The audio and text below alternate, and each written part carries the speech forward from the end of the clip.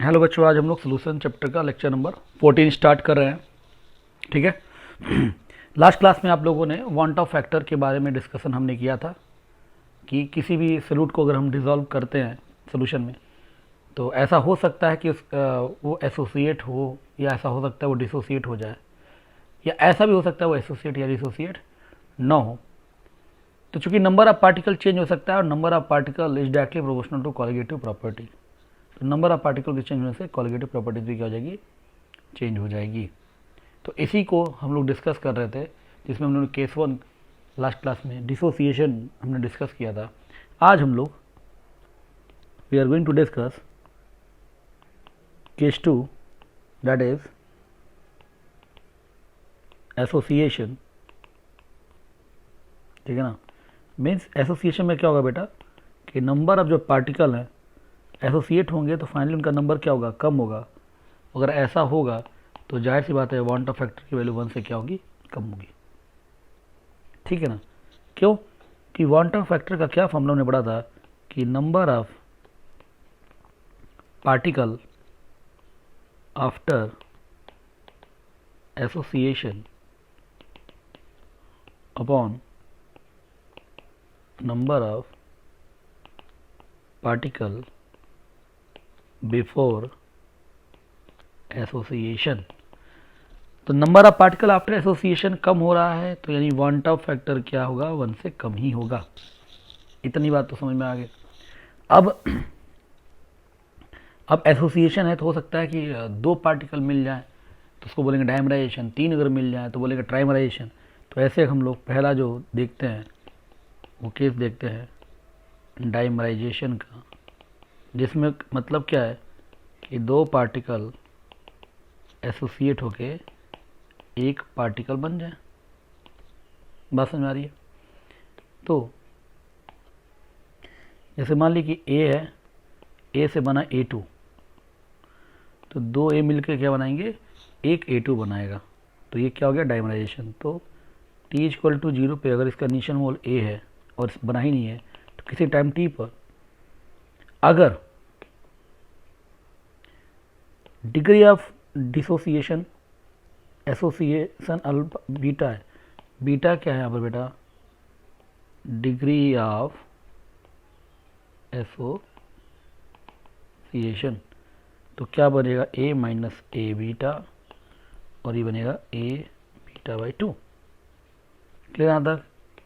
तो आप देखिए इनिशियल मोल a है और बाद में कितना हो जाएगा, जोड़ लीजिए a minus A beta by 2। तो वांट ऑफ फैक्टर का फॉर्मूला ही क्या है, दैट इज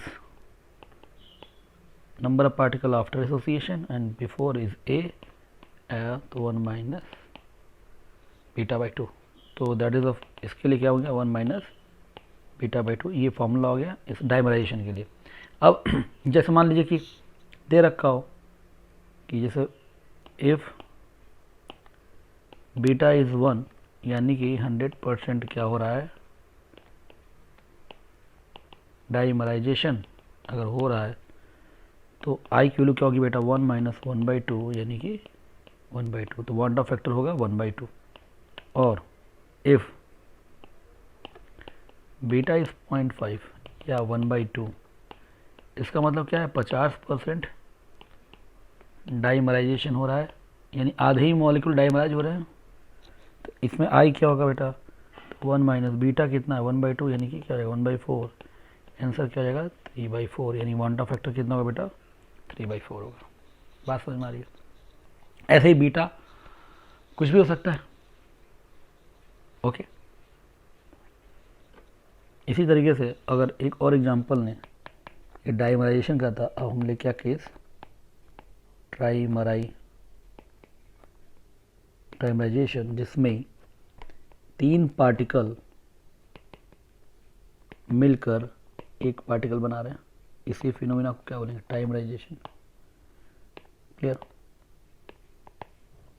तो अगर A से बना A3, तो A3 कैसे बना होगा बेटा, 3 मॉलिक्यूल से। तो t इक्वल टू 0 पर इसके A मॉलिक्यूल है, तो आइडेंटिटी कितना बचा होगा, a माइनस ए बीटा, और यह क्या बनेगा बेटा, a बीटा बाई 3। ठीक है। तो कितने मॉलिक्यूल होंगे, तो इसके तो बेटा यही होंगे इनिशियल, और ये कितना होगा a minus 2a beta by 3, अगर इन दोनों को जोड़ लीजिएगा तो। ओके, तो अगेन वांट ऑफ फैक्टर क्या होगा बेटा, तो बाद में क्या a minus 2a beta by 3, और इनिशियली क्या a कितना हो जाएगा बेटा 1 माइनस 2 बीटा बाई 3। तो ट्राइमराइजेशन के लिए क्या हो जाएगा फॉर्मूला 1 माइनस 2 बीटा बाई 3, और बीटा इज डिग्री ऑफ यहाँ पर एसोसिएशन। तो डिग्री ऑफ एसोसिएशन जो है कि वही case if beta is 1 means 100% क्या हो रहा है, ट्राइमराइजेशन हो रहा है। अगर 100% तो बीटा 1 है, तब आई की वैल्यू क्या आएगी 1 माइनस 2/3, आंसर इज 1/3। हो सकता है कि बीटा 0.5 यानी कि 50% ही क्या हो रहा हो, बस ट्राइमराइजेशन हो रहा हो, तब क्या होगा van't Hoff factor I equal to 1 minus beta value क्या होगा 1/3 यानी कि 1/2 यानी कि क्या हो जाएगा 2/6। तो आंसर क्या होगा 1 माइनस 1/3, आंसर इज 2/3। अब वांट ऑफ फैक्टर कितना हो गया बेटा 2/3। ओके, तो ऐसे 20% हो सकता है, 10% हो सकता है, कुछ भी हो सकता है। तो अगर जनरलाइज कर इस फॉर्मूला, ऐसे टेट्रामेरेशन और बढ़ से जाता है, तो जनरलाइज करेंगे तो ये फॉर्मूला निकल के आएगा i equal to 1 plus 1 minus 1 upon n minus 1 into beta. तो ये आपका डिसोसिएशन का फॉर्मूला है। अब जैसे ऊपर वाले क्वेश्चन करने हो कि जैसे ट्राइमराइजेशन में ये वाला जो केस था, तो इसको अगर मैं ऐसे निकालना चाहूँ तो ट्राइमराइजेशन में n की वैल्यू कितनी होगी बेटा, वो 3 होगी, और बीटा 1 है 100%, तो i equal to 1 plus 1/3 minus 1 into 1। तो ये कितना हो जाएगा बेटा 1 माइनस 1/3, आंसर इज 2/3। तो वांट ऑफ फैक्टर कितना 2/3 आ गया।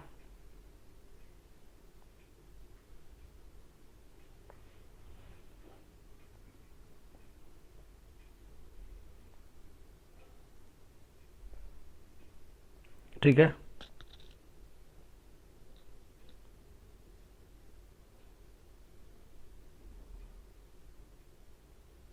तो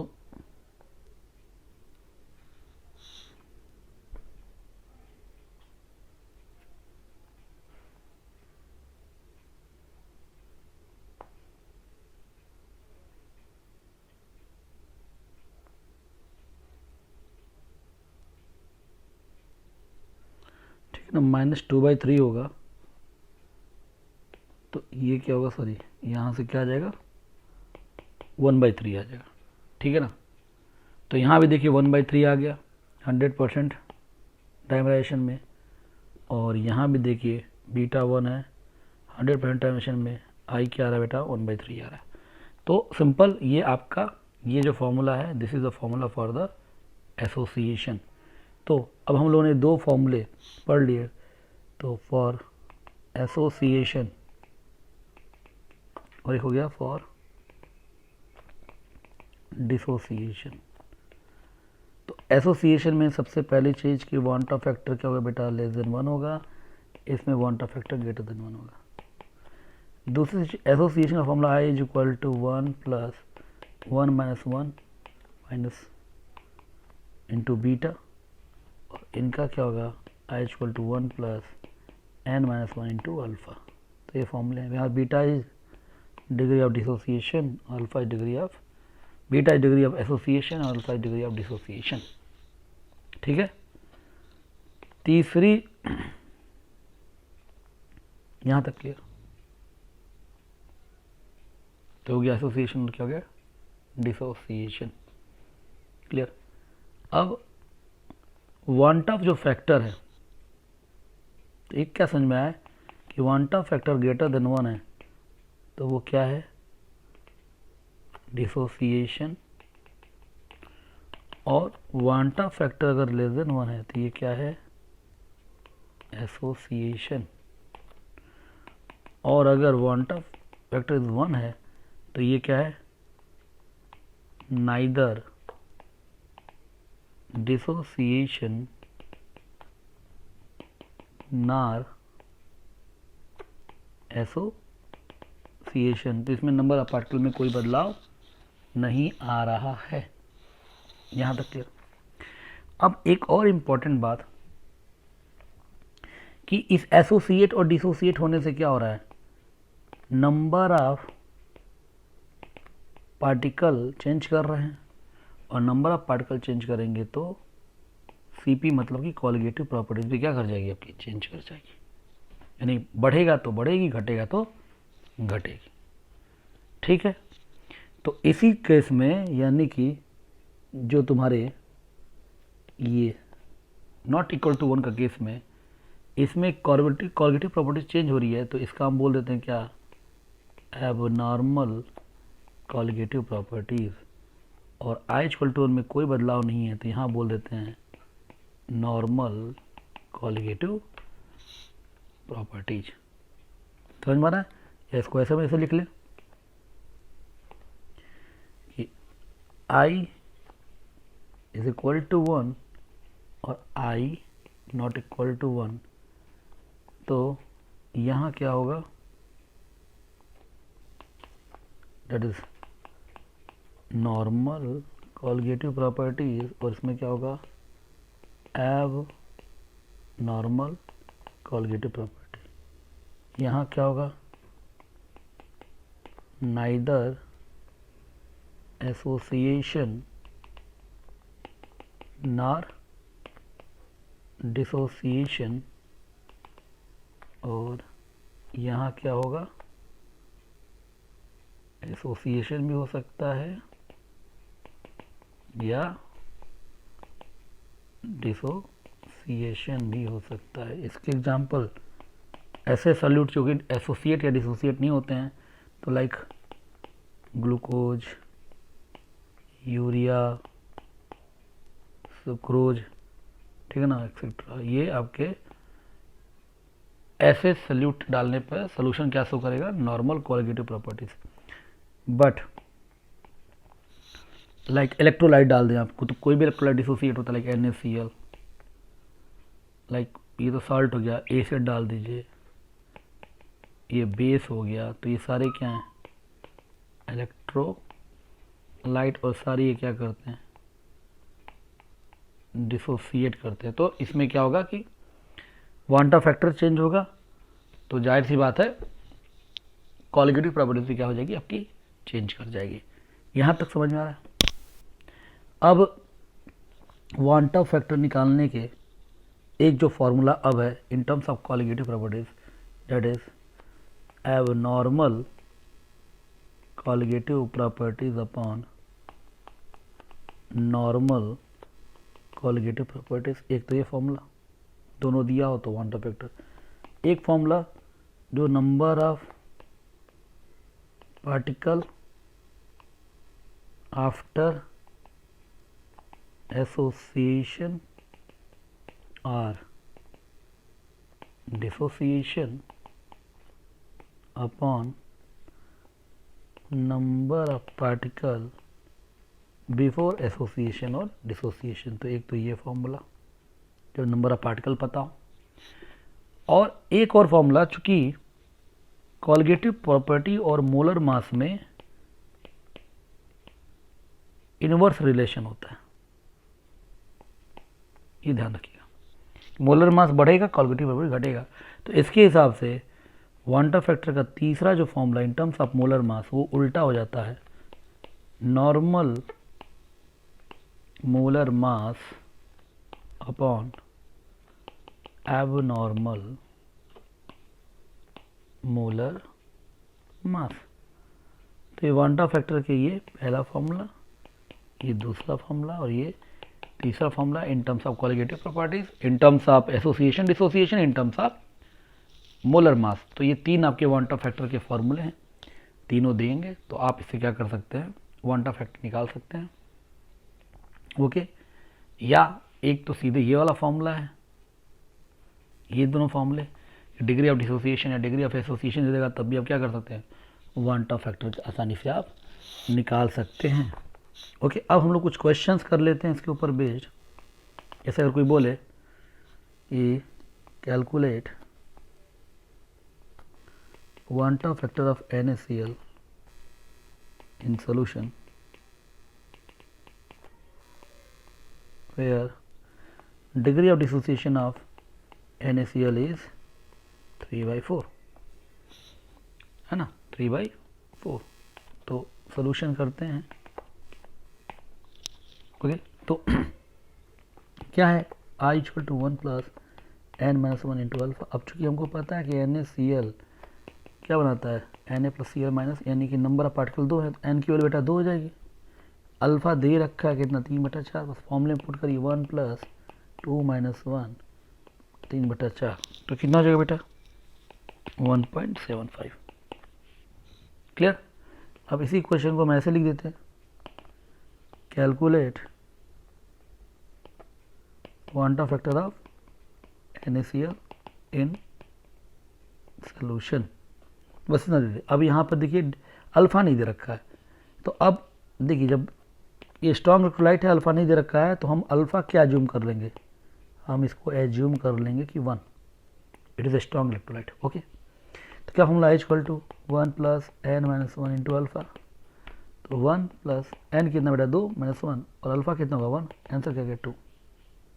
ठीक है, तो चाहे ऐसे कर लीजिए, या सिंपल पता है कि NaCl, दूसरा तरीका क्या है कि NaCl क्या करेगा, 2 ही पार्टिकल तो बनाता है, तो इनिशियली ये 1 है, बाद में कितने बने 2, तो वांटा फैक्टर क्या होता है, बाद में 2 इनिशियल 1, तो सीधे वांटा फैक्टर हम क्या बोल देंगे, हम 2 बोल देंगे। तो हमें ये सॉल्व करने की जरूरत नहीं है। बात समझ में आ रही है ना। तो 100% डिसोसिएशन अगर पता है मुझे कि हो रहा है, तो वांटा फैक्टर सीधे final number of particle upon initial number of particle से कर सकते हैं। जैसे एक क्वेश्चन करते हैं हम लोग, जैसे लिख दे calculate quanta factor of MgCl2, ऐसे बोल दे बस। तो आंसर क्या होगा इसका बेटा, तो सीधे MgCl2 कितना देगा, 3 आयन, तो 3/1, तो क्वांटा फैक्टर 3। कोई दिक्कत, या फॉर्मूले से I equal to 1 plus n-1 into alpha. तो I 1 प्लस n कितना बेटा, क्योंकि 3 निकलेंगे तो 3 माइनस 1, और अल्फा कितना लेंगे बेटा 1, कोई 100% कितना आ गया देख लीजिए बेटा 3। तो चाहे आप ऐसे सॉल्व करें और ये ज़्यादा सॉल्व करें, ये ज़्यादा आसानी से। तो नंबर आप कितने पार्टिकल जब 100% एसोसिएट और डिसोसिएट हो रहे हैं, तो इस फॉर्मूले को लगाने की कोई ज़रूरत नहीं। ठीक है ना। अब अगला क्वेश्चन बोल देंगे कैलकुलेट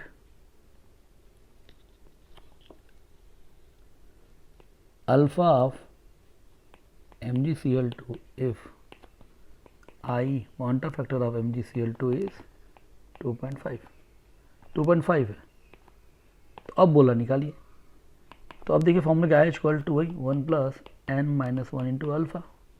इस बार क्या है, अल्फा पूछा है, तो I कितना दे रखा है बेटा 2.5, 1 प्लस n बटा 3 माइनस 1, 3 समझ में आ रहा कैसे आएगा, MgCl2 will give Mg plus 2n 2Cl, तो 1 और 2 टोटल n किलो कितनी है 3।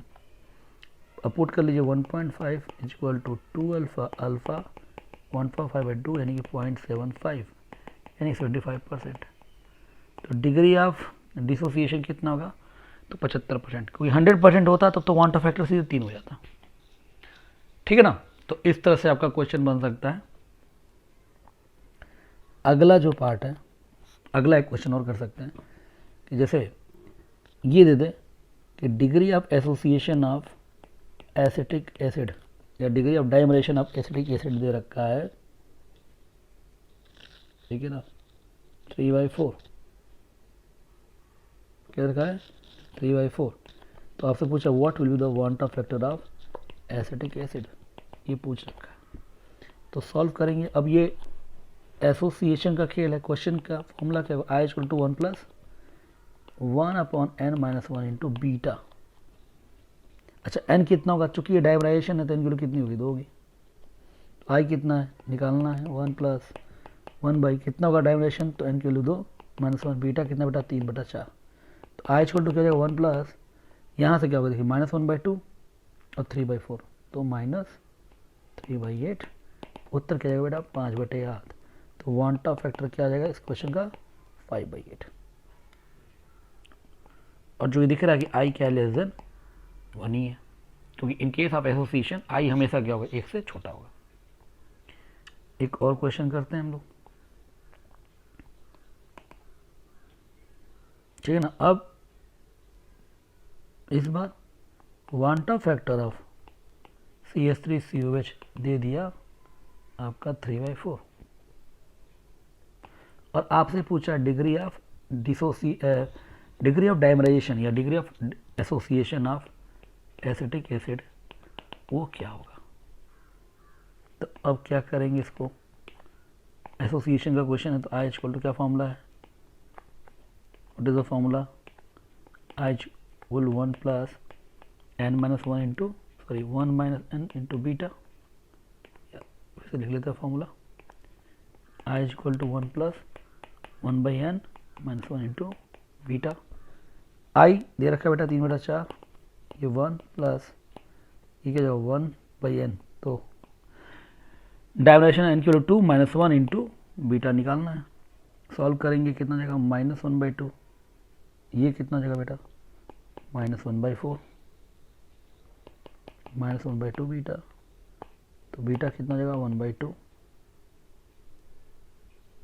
बीटा 1/2 यानी कि 50% क्या हुआ है डाइमराइजेशन। समझ में आ रहा है। तो वांट ऑफ फैक्टर देकर बीटा पूछ दे रहा है, बीटा देकर वांट ऑफ फैक्टर पूछ देगा। ओके, यहाँ तक ये सवाल समझ में आ गया, ठीक है, ये बात क्लियर सबको। चलिए, थैंक यू।